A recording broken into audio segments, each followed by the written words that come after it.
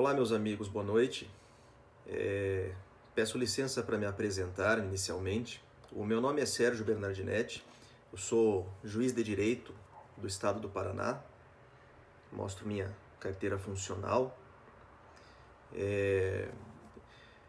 Eu estou atualmente na 14ª Vara Civil aqui de Curitiba, localizada na rua Mateus Leme, número 1142, terceiro andar. Caso alguém queira me contactar de alguma forma, o meu e-mail funcional é asbd@tjpr.jus.br.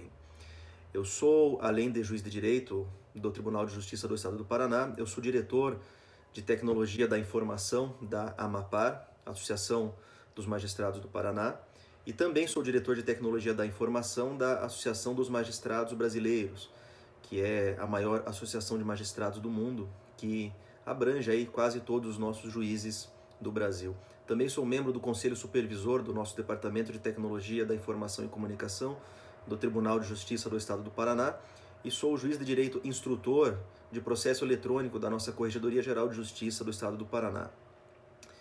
Faço essa apresentação sem nenhuma pretensão, é mais para justificar aos senhores que estou fazendo esse vídeo para falar um pouquinho sobre o nosso sistema eletrônico de votação no Brasil. Eu resolvi fazer esse vídeo em respeito a todos os colegas juízes eleitorais, colegas promotores de justiça eleitorais e, sobretudo, com vistas à proximidade das eleições e também porque eu mesmo fui juiz eleitoral da 182ª Zona Eleitoral e da 33ª Zona Eleitoral, ambas aqui do Paraná, dos municípios de Ribeirão do Pinhal e União da Vitória. Nós vivemos uma crise de credibilidade no Brasil, principalmente nos poderes constituídos, no poder executivo, no poder legislativo, no poder judiciário. Lamentavelmente, a justiça eleitoral não escapa a essa crise de credibilidade e tem seus defeitos, como o judiciário tem seus muitos defeitos. Ocorre que nós estamos vivendo um pânico completamente irracional sobre o nosso sistema eletrônico de votação e sobre as nossas urnas eletrônicas. Eu achei necessário trazer alguns esclarecimentos, não só em respeito aos meus colegas magistrados, mas em respeito às dezenas de milhares de servidores da Justiça Eleitoral, técnicos e analistas do Tribunal Superior Eleitoral e dos tribunais regionais eleitorais, cuja única missão profissional de vida é assegurar a integridade da nossa democracia, assegurar que o voto que nós desejamos proferir é exatamente aquele voto que vai ser contabilizado. Em respeito a essas dezenas de milhares de servidores, concursados, gente que estudou a vida inteira para isso, eu gostaria de chamar a atenção dos senhores nesse vídeo, que não vai ser um vídeo breve. Eu sou aquele amigo que não consegue mandar áudio com menos de 5 minutos no WhatsApp. Peço desculpas por isso, é um dos meus muitos defeitos. Mas quero trazer a informação da forma mais completa possível para os senhores, para todos os eleitores desse nosso Brasil. Senhores, nós temos que perder esse nosso complexo de vira-lata, de que tudo que tem no Brasil é pior, que o que há em outros países do mundo é melhor. Isso não é verdade. Nós temos uma série de coisas muito boas no Brasil, desde grandes companhias de aviação, como a Embraer, aí, uma das maiores do mundo em jatos executivos, até somos liderança em tecnologia, por exemplo, em sistemas públicos e sistemas bancários, né? Nenhum outro país tem sistemas de processo judicial eletrônico como nós temos no Brasil e tantos outros similares. E o nosso sistema de voto eletrônico não é diferente. Eu posso afirmar, com muito conhecimento de causa, que o nosso sistema de voto eletrônico brasileiro é sim o melhor do mundo. Eu não tenho nenhuma dúvida disso. Absolutamente nenhuma. Especialmente participei ontem e anteontem de uma iniciativa inédita do nosso Tribunal Regional Eleitoral do Estado do Paraná, a convite do excelentíssimo senhor presidente, desembargador Luiz Taro Oyama, e excelentíssimo senhor primeiro vice-presidente, desembargador Gilberto Ferreira, também outros membros da corte, como excelentíssimo doutor Pedro Luiz Sanson Corá, que me convidaram sabendo do meu conhecimento em tecnologia, para comparecer a essa auditoria e eventualmente auxiliar os colegas a compreender aquilo que estava acontecendo. Foi um procedimento único, de uma transparência e de uma publicidade, de uma abertura democrática nunca antes vista.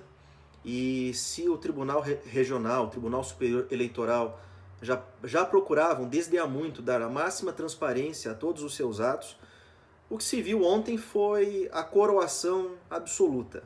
E o resultado não podia ser diferente. Foi uma auditoria acompanhada por equipes da Polícia Federal, as mesmas aí que fazem perícias da Operação Lava Jato e tantas outras, equipes de peritos da Ordem dos Advogados do Brasil, da Justiça Eleitoral, dos partidos políticos, coligações, da Organização dos Estados Americanos, havia um observador, haviam peritos independentes que se cadastraram e compareceram. Todo mundo que queria periciar as urnas eletrônicas fez isso de forma direta, esteve presente, e o resultado já está sendo divulgado aí, de que nenhuma irregularidade foi encontrada em absolutamente nenhuma urna, em nenhum procedimento.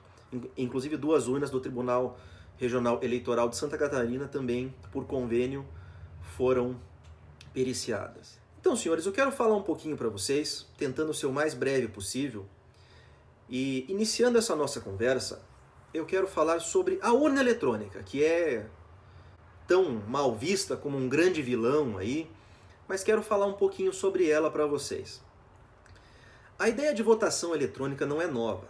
Ela nasceu com a própria Justiça Eleitoral, que é de 1932, com a publicação do Código Eleitoral, certo? Já havia uma previsão de máquinas de votar, em 1932. A nossa urna eletrônica, ela é um projeto do Tribunal Superior Eleitoral, não é um projeto de alguma empresa, de alguma coisa assim. E no Brasil está em uso desde 1996, quando foi utilizada pela primeira vez em algumas eleições. As primeiras urnas foram fabricadas por uma empresa vencedora da licitação chamada Unisys e tinham um voto parecido, um sistema de voto parecido com o que se desejava ter hoje. Era um voto misto eletrônico impresso. As urnas imprimiam votos em cédulas que eram colocados em urnas para eventual apuração posterior.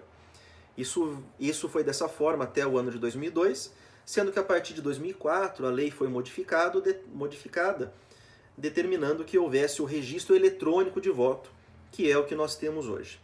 Posteriormente ainda foi incrementado para acrescentar a biometria e assim por diante. A urna eletrônica é hoje fabricada por uma empresa norte-americana chamada Diebold, escreve-se Diebold, um nome que certamente é familiar a muitos, porque é uma empresa muito conhecida pela fabricação de caixas eletrônicos. No seu banco, aí, quando você vai fazer alguma operação, você já deve ter visto esse nome. É um nome bastante comum, é uma empresa muito conhecida. As urnas mais recentes que nós temos são de 2015, foram as últimas compradas pela Justiça Eleitoral. A urna é essencialmente um computador, um microcomputador baseado na arquitetura IBM PC, que já existe há muitos anos, desde a década de 80, e está na maioria das nossas casas, aí, usando o Windows, é o sistema mais conhecido. Mas ela tem algumas diferenças, não é um computador comum, é um projeto sob encomenda para atender às necessidades da Justiça Eleitoral. Primeiramente, essa urna, essa placa dela, esse hardware, não tem nenhum sistema de comunicação. Ela não tem Wi-Fi, ela não tem porta de rede, ela não tem Bluetooth, não tem radiofrequência, não tem nada disso. Ela só aceita comunicações físicas diretas e sem essa espécie de comunicação em rede. Tá? Ela não tem isso. O hardware não possui essa possibilidade. Uma das coisas mais importantes que eu acho que devo dizer para os senhores e que é muito pouco divulgado, as urnas eletrônicas têm um sistema de criptografia por hardware, que é um chip que está sendo mostrado agora na tela, chamado de MSD, ou Microchip Security Device. É um sistema de criptografia por hardware, é como se fosse um computadorzinho independente que só deixa se comunicar com a urna dispositivos de hardware que tenham sido previamente certificados pela Justiça Eleitoral e que ela esteja esperando, que ela saiba que existe. Se você tentar conectar numa porta USB da urna um modem externo, tentar conectar um HD externo, um pendrive, qualquer coisa dessa forma, ela simplesmente não vai nem se ligar. Ela não autoriza esse microcomputador, esse MSD que tem dentro dela, não deixa sequer que a BIOS da placa-mãe seja ativada, muito menos que haja acesso à memória, que haja acesso ao processador e, obviamente, nenhuma espécie de acesso aos dados. Isso não existe. É um sistema muito pouco divulgado, lamentavelmente, mas é um dos componentes principais da placa que impede qualquer acesso forçado à urna propriamente dita. Ah, mas eu posso arrancar esse chip. Não, pode, mas daí, evidentemente, que a urna vai ter sido violada e não vai ter mais valor nenhum. A urna também, ela tem uma mídia interna, que é como se fosse o disco rígido dela, mais uma mídia externa, ambas em tecnologia Compact Flash, e mais a mídia de resultado, que é essencialmente um pendrive modificado, aonde são salvos os votos que depois são totalizados. O seu voto, quando é proferido, ele é salvado nesses 3 lugares, na mídia interna, na mídia externa e na mídia de resultado, certo? São os 3 lugares em que dados são armazenados na urna, todos integralmente criptografados, todos lacrados. Quando são colocados esses chips, são apostos logo acima lacres da Justiça Eleitoral, invioláveis, sem que sejam destruídos, com a assinatura do juiz eleitoral e do promotor eleitoral. São 11 lacres por urna. Eu sei porque eu já assinei esses lacres muitas vezes, dá uma trabalheira, é bastante cansativo, a gente sai com ler lá desse momento. A urna, então, senhores, como eu disse, ela não pode ser violada. Não há nenhuma forma de você mexer na urna, de você tentar intervir no que há dentro da urna, sem que haja uma violação, certo? Você pode tentar, de qualquer forma, nenhum hardware que você coloque ali funcione, ela não tem teclado, a não ser aquele numérico. Simplesmente ela é totalmente protegida contra qualquer espécie de interferência externa, principalmente por esse chip que eu mencionei, que eles chamam de MSD, que bloqueia qualquer tentativa de acesso à urna. Tá ok? É importante mencionar também que a tecnologia de comunicação da urna ela é similar à encontrada em equipamentos de medicina e equipamentos militares. Por que isso? Ela opera no chamado caráter primário. Esses dispositivos que nós temos em casa, este smartphone que eu estou usando para gravar esse vídeo, meu notebook que está aqui embaixo, que eu estou lendo o roteiro do que eu quero dizer para vocês, o meu mouse que está aqui ao lado, que é sem fio, qualquer dispositivo que nós temos em casa, eles atuam no chamado caráter secundário. Existe uma norma do Comitê Federal de Telecomunicações norte-americano, a sigla é FCC, Federal Communications Committee, que determina, por uma convenção internacional, que todo tipo de dispositivo que opera em caráter secundário, primeiro, ele não pode causar nenhum tipo de interferência em outros, mas ele é obrigado a aceitar qualquer tipo de interferência externa, ainda que lhe cause mau funcionamento. Então, nesse ponto, seria possível se dizer, então, por um ataque forçado, se poderia tentar alterar algum dado dentro da urna. Não, ela opera em caráter primário, ela não aceita nenhum tipo de interferência externa. Se isso tentar ser feito, ela vai simplesmente queimar, ela vai estragar e, evidentemente, nada vai poder ser adulterado. Sobre a urna propriamente dita, é mais ou menos isso que eu queria dizer para vocês. Vamos falar agora, senhores, sobre o software. Já falamos do hardware, que é a urna propriamente dita, a parte física. Vamos falar agora do software, que é aquilo que está lá dentro da urna, aqueles programas que estão lá dentro, né? As figuras, as imagens que a gente vê. Bom, as primeiras urnas elas foram equipadas com o já antigo sistema Windows CE, através do VirtuOS, que não se usa mais, já é algo muito antigo. As primeiras urnas foram assim, mais ou menos até 2004. Desde 2008, o sistema operacional é integralmente desenvolvido pelo Tribunal Superior Eleitoral através de sua equipe técnica. É um software baseado em Linux, um sistema operacional que pouca gente conhece, mas muito mais seguro do que o Windows, o macOS, que a maioria das pessoas tem em casa. E é feita uma distribuição, que nós chamamos um sistema operacional exclusivo, que só existe para a Justiça Eleitoral. É chamado de UEMUX. Além de ser um sistema operacional feito exclusivamente pela Justiça Eleitoral, também tudo que roda dentro dela, o aplicativo de votação e outros aplicativos que existem usados pela Justiça Eleitoral, são todos integralmente desenvolvidos pela Justiça Eleitoral. Aqui um dado muito importante. Sempre se fala sobre auditoria, sobre o software. Os códigos-fonte de todos os programas da Justiça Eleitoral, por lei, isso está no artigo 66, parágrafo 2º da Lei 9.504 de 97, tá? Do Código Eleitoral, obrigatoriamente, por lei, eles são disponibilizados para o público 6 meses antes das eleições, certo?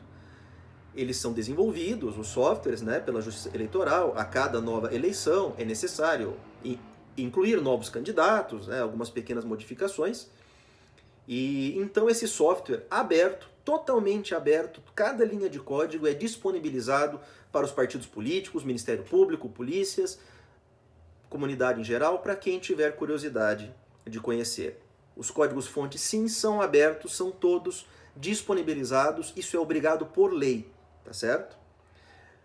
20 dias antes das eleições é feita a chamada cerimônia de lacração, quando se faz a compilação criptografada desse software. Aquelas linhas de código são transformadas em programas de computador. Isso é feito numa cerimônia pública no Tribunal Superior Eleitoral, na presença do Ministério Público Eleitoral, Polícia Federal, coligações, partidos políticos, OAB e quem mais desejar. Quando então, estando todos de acordo com o conteúdo idôneo daqueles programas, ele é preparado para ser colocado na urna, ele é compilado, é transformado daquela linguagem de código em linguagem de máquina, né, os zeros e uns que os computadores são capazes de ler, e isso então é preparado para encaminhamento para cada uma das sessões eleitorais, para cada um dos cartórios eleitorais, para a inseminação das urnas. Então é totalmente público.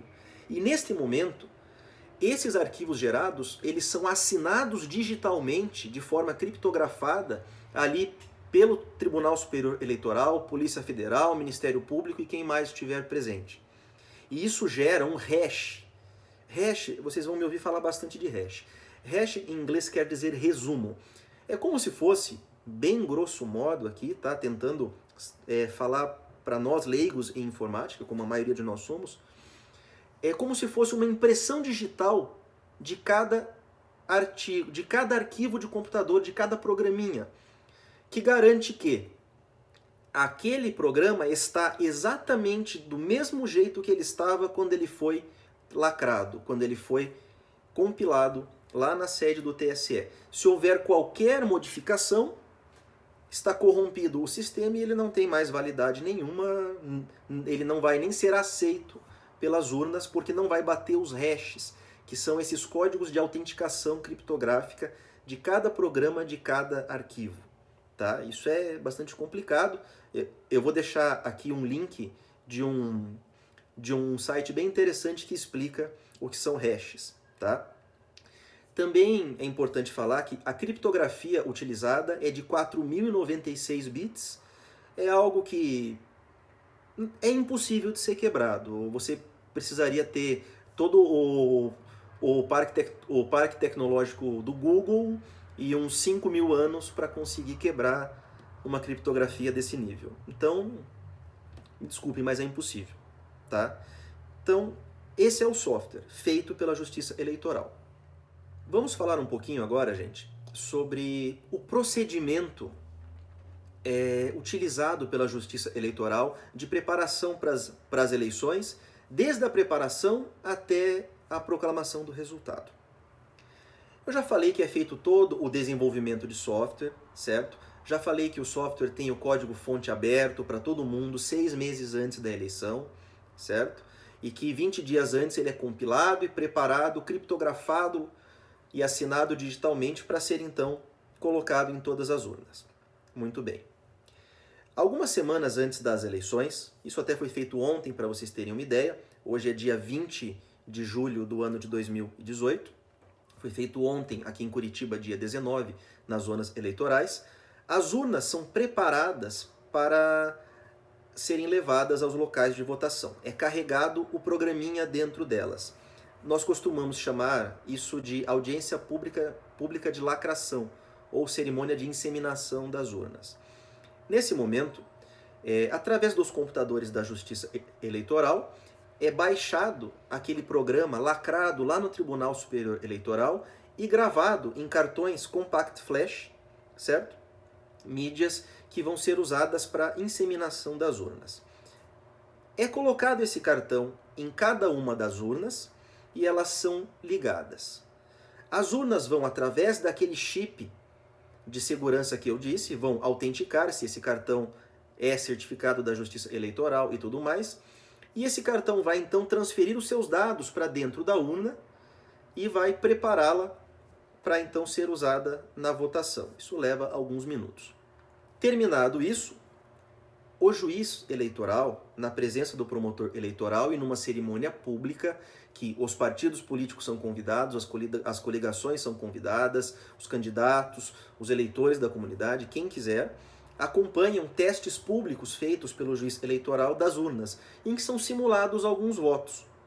É simulada uma votação para ver se o que está sendo votado é o que depois está saindo no boletim de urna e o que depois está sendo gravado nos cartões de resultado, nas mídias de resultado.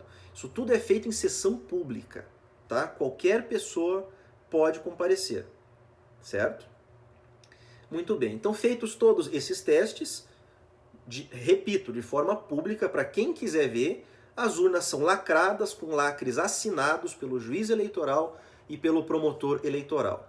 A partir daí nós temos certeza que o software que está dentro da urna é aquele autêntico que veio lá do Tribunal Superior Eleitoral, já plenamente auditado por todo mundo que tivesse interesse em fazê-lo. Ok? Então aguardamos o dia da votação. No dia da votação, as urnas já estão lá, nos locais de votação, são encaminhadas pela Justiça Eleitoral e vão ser então manuseadas pelos mesários que têm o treinamento. Como que funciona? Bom, a urna é programada com o horário, o dia e hora, tudo certinho nesse momento prévio que eu falei da inseminação. Então ela sabe qual é o dia e qual é a hora. Antes das 7 horas da manhã do dia de votação, do dia da eleição, ela não aceita comando nenhum. Simplesmente, se você tentar ligar, ela mostra uma tela bloqueada. A partir das 7 horas da manhã, ela já liga e permite que você habilite os mesários, os 5 profissionais, lá 5 pessoas da comunidade, sejam habilitadas para ficarem ali no local de votação, na mesa receptora e atenderem aos eleitores. E somente a partir das 8 horas da manhã, ela permite a habilitação de eleitores para votar. Passado o dia, a partir das 5 horas da tarde, a urna permite ser lacrada, ela permite ser encerrada para que haja a totalização dos votos.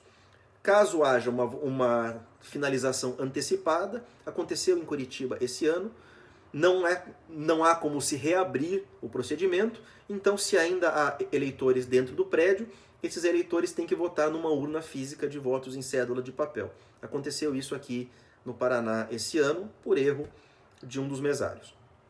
Quando a urna é finalizada, ela emite um dos documentos mais importantes da eleição, que é o boletim de urna. É um extrato de papel impresso que vai constar todos os votos depositados naquela urna. Todos eles. No início da votação, antes de se iniciar, ali antes das 8 horas da manhã, a urna imprime um outro extrato desse, chamado zerésima. Na zerésima, chama zerésima porque se fala em zeros. Você vai conferir se há algum voto depositado na urna. É um boletim preliminar. Lá, os mesários vão conferir, com fiscalização de partidos políticos, de quem desejar, que olha, essa urna não tem nenhum voto. Nenhum. Então ela está pronta. Aí começam-se os votos.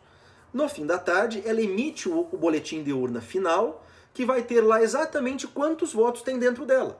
Não identifica quem votou em qual candidato, mas diz lá, o candidato Pedro teve tantos votos, a candidata Maria teve tantos votos, o candidato João teve tantos votos, certo? Está ali plenamente identificado. Lembrando que essa urna não tem nenhum tipo de conexão à internet, não tem conexão a nada, certo? Ela ficou lá durante o dia, as pessoas votaram e no final ela imprimiu um extrato de quantos votos tem dentro dela, certo? Então, nesse momento, o presidente de mesa tem autorização para romper o lacre, ele vai retirar a mídia de resultado, que é aquele pendrive, e vai encaminhar para a Justiça Eleitoral para ser feita a totalização. Em alguns casos é feito lá no próprio colégio, no próprio local de votação, em outros casos é levado por malote até o cartório eleitoral, onde ele vai então ser transmitido de forma segura por uma rede privada criptografada para os servidores do TRE ou TSE, conforme o tipo de votação. É isso que acontece durante o dia da eleição. Já falei sobre a urna em si, já falei sobre o software da urna e já falei sobre o procedimento de votação. Agora eu quero falar sobre as contramedidas de segurança, que me parece que é o que há de mais importante para dizer hoje para vocês. A urna tem pelo menos duas formas de segurança que garantem de forma absoluta a total impossibilidade de se fraudar o resultado de uma eleição. Através desses meios de segurança, ainda que fosse possível fraudar o hardware da urna, ainda que fosse possível você alterar o software da urna, isso cairia por terra nesse momento. Quais são esses dois meios? O primeiro deles, boletim de urna. Nós chamamos de BU. Já falei sobre ele agora. A urna, quando termina a votação, ela imprime um extrato de todos os votos que tem nela. Isso fica colocado em edital e é guardado nos cartórios eleitorais, uma cópia.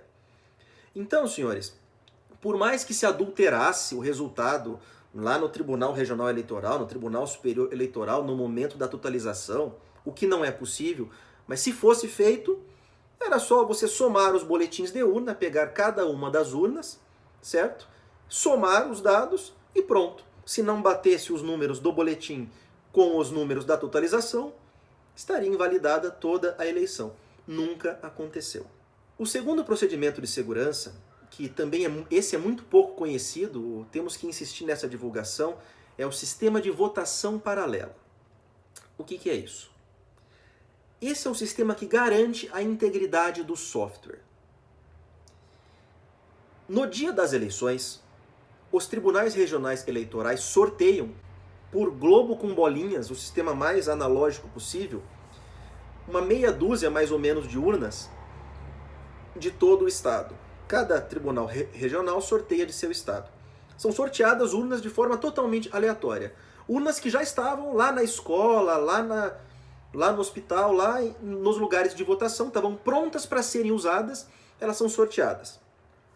Técnicos da Justiça Eleitoral vão até as urnas sorteadas de forma totalmente aleatória. Esse sorteio é público, certo? Numa cerimônia pública. Vão até lá, lacram essas urnas, colocam na caixa lacrada e com escolta policial trazem as urnas até a sede do Tribunal Regional Eleitoral para serem auditadas. Nessas urnas, veja, elas não sabem que elas foram tiradas do lugar, são equipamentos muito simples. Elas são substituídas lá por urnas de contingência, urnas de backup, colocam outra lá no lugar dela, a votação segue normalmente. Essas urnas, que dentro do que elas sabem, elas estavam ali prontas para votar, são levadas para o Tribunal Regional Eleitoral, são ligadas e é simulada uma votação nelas, certo? Ali funcionários, fiscais de partidos, candidatos, eleitores, pessoas da comunidade, vão lá e votam nessa urna, declarando o seu voto, e é também filmado por uma câmera em tempo real tudo que está sendo feito. É um voto simulado, ele não vale, tá? A pessoa vota lá no candidato A, no candidato B. Ok, vai mais um falso eleitor. Vota no candidato A, no candidato B, vai mais um falso eleitor. Vota no A, no B. Várias pessoas ali presentes fazem esses votos filmados. Ok? Terminou. Fazem isso durante todo o dia. Deu 5 horas, emite-se o boletim de urna. e então vai ser conferido se no boletim de urna estão aqueles votos de mentirinha que foram proferidos. Se houvesse alguma alteração do software ou de hardware para inserir ali votações erradas, trocar voto de um candidato para o outro, qualquer coisa assim, seria pego no sistema de votação paralela. E isso é feito em centenas de urnas em todo o país de forma totalmente aleatória, por sorteio. Então, se houvesse, e não tem como ter, se fosse possível você passar pelo software com auditoria pública, compilado, criptografado, assinado digitalmente, que gera um hash de segurança, que é colocado nas urnas, que está esperando aquele determinado hash de segurança, senão nem roda o software. Toda essa segurança, se ainda assim alguém, por alguma forma que eu não consigo explicar, alterasse esse software de algum modo, também no sistema de votação paralela isso seria detectado. Certo? E ainda assim, as urnas têm dentro delas um programinha que pode ser rodado pelos técnicos da Justiça Eleitoral chamado VPP, Verificação Pré e Pós. Os técnicos da Justiça Eleitoral colocam um programinha de auditoria que é capaz de conferir os hashes dos arquivos. Vai ver se aqueles arquivos são exatamente aqueles gerados lá no TSE em cerimônia pública para todo mundo ver. Se não baterem os hashes, aquela urna está toda invalidada, né? Também nunca aconteceu. Para finalizar, senhores, eu acho que eu já consegui explicar mais ou menos bem como funciona o nosso sistema de votação. Quero falar sobre algumas lendas urbanas e tentar responder algumas perguntas que frequentemente são feitas a mim, tá? Uma das primeiras lendas aí, bobagens que a gente lê na internet é que as urnas eletrônicas brasileiras são feitas por uma empresa chamada Smartmatic, que é uma empresa venezuelana e são as mesmas urnas usadas na Venezuela. Isso não é verdade. Como eu já disse, as nossas urnas atuais desde 2008, desde 2006, são fabricados pela Diebold. Estou mostrando aqui a placa de circuito delas. Pode ver que está escrito na placa Diebold, que é o nome do fabricante. Então isso é uma mentira. Eu não sei quais urnas são usadas na Venezuela, se são usadas urnas na Venezuela, não sei responder. O que eu posso afirmar é que as nossas urnas são fabricadas por uma empresa norte-americana chamada Diebold e são as mesmas que nós usamos desde 2006. Outra acusação, afirmação que se faz aí com certa frequência é que nenhum outro país do mundo usa urnas eletrônicas. Bom, senhores, isso também não é verdade. Eu posso começar dizendo para os senhores que a Índia, que é o maior país democrático do mundo, com 800 milhões de eleitores, usa urnas eletrônicas. Posso mostrar também para os senhores que o Peru, aqui nosso vizinho, usa urnas eletrônicas. México usa urnas eletrônicas. Estados Unidos, dito a maior democracia do mundo, usa urnas eletrônicas. Vamos para a Europa, França, Japão, agora na Ásia. Que tal o Canadá? Que tal a Suíça? Vou parar por aqui, senhores, para não ficar a noite toda falando sobre isso, mas são dezenas de países no mundo que usam urnas eletrônicas. Cada um usa o seu sistema de acordo com as suas necessidades, certo? E nós no Brasil usamos, e eu já estudei um pouco dos sistemas usados em outros países do mundo. O nosso, se não é o melhor, é no mínimo equivalente aos melhores do mundo. Eu tenho para mim que é o melhor. Outra lenda urbana muito comum é de que as nossas urnas eletrônicas foram recusadas em todo o mundo. Bom, senhores, as nossas urnas eletrônicas são um projeto do Tribunal Superior Eleitoral, como eu já falei, e são nossas. Elas nunca foram... O Tribunal Superior Eleitoral não está vendendo essas urnas para ninguém, né? A Diebold fabrica urnas para o país que eles bem entenderem, mas as nossas são apenas nossas, tá? Elas nunca foram oferecidas para ninguém no mundo para serem recusadas. E cada país usa suas urnas de acordo com as suas peculiaridades locais. É interessante dizer que o Paraguai, nosso vizinho aqui, já utilizou sim as nossas urnas, inclusive aqui do Tribunal Regional Eleitoral do Paraná, em eleições que eles fizeram lá há alguns anos, se não me engano em 2003 ou alguma coisa assim. Utilizaram por um convênio que eles tinham curiosidade. E o Paraguai fez a lição de casa muito bem feita. Foi feita uma auditoria pública de mais de uma semana de análise do código-fonte, do código dos programas, tudo lá. Quando eles concluíram que estavam de acordo com a seriedade do nosso sistema, e foi utilizada lá no Paraguai em 46% dos locais de votação. Né? Então, no Paraguai, por exemplo, ela foi utilizada. Posteriormente foram devolvidas, né? Mas então foi utilizada, não foi recusada, e foi ali um caso específico que houve um convênio com o Brasil. Outra pergunta bastante frequente é se a urna pode ser hackeada. Bom, a urna é um microcomputador. Não é absurdo você dizer que ela pode ser aberta, pode ser de algum modo extraídos os seus dados, pode haver de algum modo a inserção de algum dado inidôneo ali. Né? Isso não é absurdo em termos tecnológicos. Mas primeiro, você teria que ter acesso físico à urna, você teria que ter ela em suas mãos, o que já não é muito fácil de conseguir.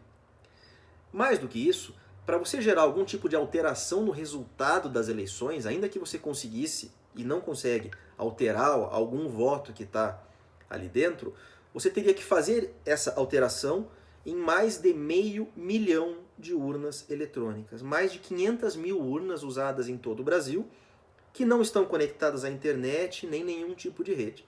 Acho pouco provável que alguém consiga fazer isso. E qualquer arquivo que seja modificado, qualquer alteração que haja na urna, você vai ter que fazer o rompimento de lacres, assinados pelo juiz e pelo promotor eleitoral, o que já torna ela totalmente inválida. Vai ter que fazer rompimento físico da placa de sistema dela, que também já gera sua total invalidação. Ou se qualquer arquivo dela for alterado em um bit que seja, o hash já não vai bater e também aquilo já está tudo invalidado. Então, não, senhores, a urna pode ser hackeada, mas ela seria, nesse caso, inutilizada e não teria mais serventia nenhuma. Então, não há como hackear as urnas, de qualquer modo alterar o resultado de uma votação.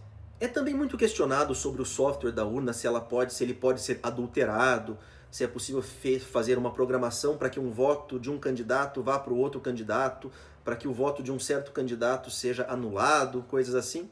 Bom, senhores, já falei tudo isso sobre o quanto é tecnicamente impossível você alterar o software, pois ele é demonstrado numa sessão pública, ele é compilado, criptografado e assinado digitalmente numa sessão pública, depois ele é instalado numa urna que só aceita software certificado, criptografado por uma segurança de hardware e geram hashes, que qualquer alteração gera um hash alterado que não vai bater no programa de verificação pré e pós, que não vai bater com os hashes que são divulgados no site do Tribunal Superior Eleitoral. Enfim, vai dar um rolo gigante que já tornaria a urna inútil. Né? Mas ainda que por alguma conspiração interplanetária, vamos supor que então nós temos um software malicioso. Se você votar no candidato 99, ele vai computar os votos para o candidato 98. Tá? O que vai acontecer com a votação paralela? Quando for feita aquela auditoria no dia das eleições da votação paralela, algumas das urnas captadas pelo país vão demonstrar que existe esse vício. Eles fizeram lá os votos, o voto de um candidato caiu no outro, pronto, estão anuladas todas as eleições no país, o que também não aconteceu. É também dito muito que a apuração é secreta, que os dados podem ser alterados na transmissão ou no TSE após a totalização, que é só ter um técnico. Eu li isso em um comentário de Facebook, é só ter um técnico. Pois é, e como é que você faz com os boletins de urna daí? Como é que você faz com a votação paralela? Como é que você faz com os hashes que não vão bater? Como é que você vai quebrar uma criptografia de 4096 bits? A apuração secreta, a apuração é eletrônica. Ela não tem intervenção manual. Mas o procedimento é extremamente público. O mesário pega o cartão de votação, leva até o computador da Justiça Eleitoral, isso tudo em sessão pública. Geralmente os candidatos estão todos lá no cartório eleitoral. Coloca cada um daqueles pendrives, geralmente até o próprio juiz faz isso, no programa de totalização, transmite um por um lá para os servidores da Justiça Eleitoral. Eu já tentei, não dá para colocar de novo o mesmo que você já transmitiu, não dá para você colocar um outro pendrive, ele não vai nem reconhecer isso, porque não é hardware certificado, né? Esqueçam. E então, não é que ela é secreta, ela só não é manual. Mas todo o procedimento, até a levada dos dados e sua transmissão, é totalmente público. Foram também mencionados alguns casos aí de que você digita um número, aparece outro, aparece nulo, a urna encerra a votação sozinha. Senhores, muitos casos que chegaram ao conhecimento da Justiça Eleitoral, o que acontecia eram erros dos eleitores. Por exemplo, o eleitor queria votar em um determinado candidato a presidente, só que na verdade ele estava no momento de votar para governador. Aí ele colocava lá um número para presidente, que não correspondia a nenhum número para governador, claro. Se não existe o governador com aquele número, o voto é nulo. E isso aconteceu bastante. Vimos aí vários vídeos de pessoas filmando a urna eletrônica, mostrando, olha aqui a fraude, tentando votar com o número de presidente no momento de votação para governador. Houve em Curitiba especificamente, na primeira zona, na seção número 664, uma denúncia que foi muito alardeada de que quando você votava para presidente, a urna já se encerrava sozinha e você não precisava apertar o botão de confirmar. Bom, senhores, esta urna número 664, é essa aqui na minha mão, nessa foto, essa é a placa-mãe dessa urna. Ela foi objeto dessa auditoria enorme feita aqui no Tribunal Regional Eleitoral de Curitiba. Ela foi, como disse o presidente da seção da OAB aqui do Paraná, ela foi exumada, né? Na verdade estava mais para uma santa inquisição moderna, em que ela foi virada de cabeça para baixo, foram conferidos todos os hashes, foi feita verificação pré e pós, foi feita a conferência manual desses hashes, com os hashes do site do TSE, foi feita conferência de hardware, chip por chip, se estava tudo ali, se não tinha nenhuma adulteração, foram conferidos os lacres da urna, estavam todos presentes, todos íntegros, e foi feita nessa urna uma votação paralela, onde todos os 162 votos que haviam sido proferidos no momento da votação foram novamente, com os mesmos chips, mesmos cartões, foram então votados para ver se tinha alguma coisa errada. E a urna não apresentou nenhuma falha num procedimento que levou mais de 5 horas. Então, só nos resta dizer que essas acusações não são verdadeiras. Podem ter sido fruto dessa histeria coletiva que existiu, de muita gente acreditando em fraudes nas urnas e pessoas viram coisas que não existiram na verdade, certo? Então, como eu disse, senhores, isso não existem fraudes. Alguns equipamentos apresentam defeitos não são fraudes, certo? A urna às vezes tem um comportamento diferente, ela trava, ela não aceita botões. Muito bem, ela é substituída por uma urna de contingência e segue-se a eleição sem nenhum problema. Quando você profere o seu voto, ele é gravado em 3 lugares, na mídia interna, na mídia externa e na mídia de resultado. Então o seu voto não é perdido em hipótese alguma, sempre é possível transportar de um para o outro. Eles têm hashes únicos que não permitem a apuração em duplicidade. Não existe nenhuma forma mesmo de fraude, certo? Alguns defeitos relatados pelo país aí foram objeto de auditoria, de apuração, nada foi identificado. Inclusive nessas eleições de 2018, do primeiro turno, foram substituídas cerca de 1.400 urnas eletrônicas. Foram substituídas pelas de contingência. Na eleição passada, foram mais de 3.000. E ainda assim estamos falando de menos de 0,5% do total de urnas eletrônicas, que são cerca de 500 mil de urnas no país.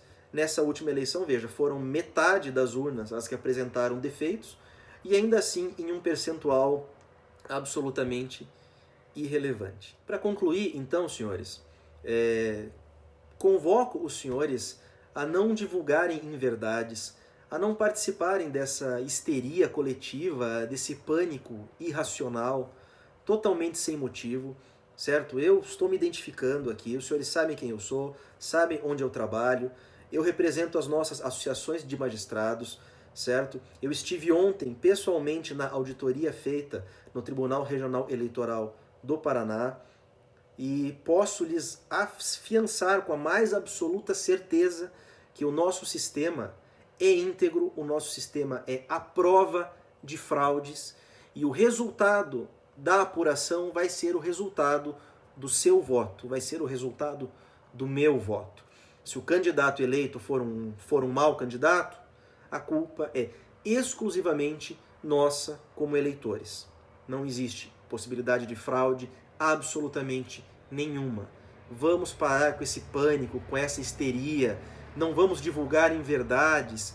Isso não colabora em nada para a nossa democracia, não colabora para nenhum candidato, não colabora com nenhum partido, não colabora conosco, como cidadãos que queremos democracia, queremos que o nosso voto tenha valor.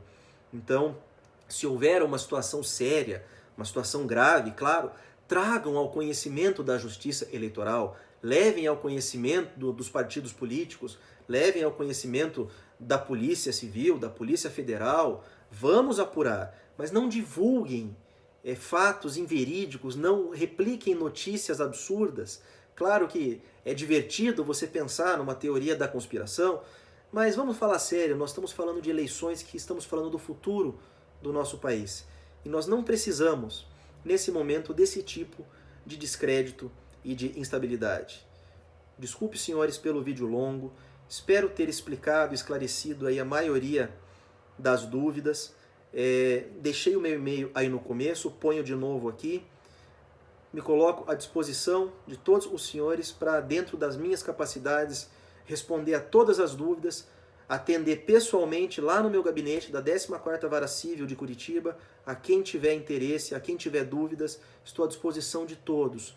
Nós do Poder Judiciário, nós da Justiça Eleitoral, estamos a serviço do cidadão.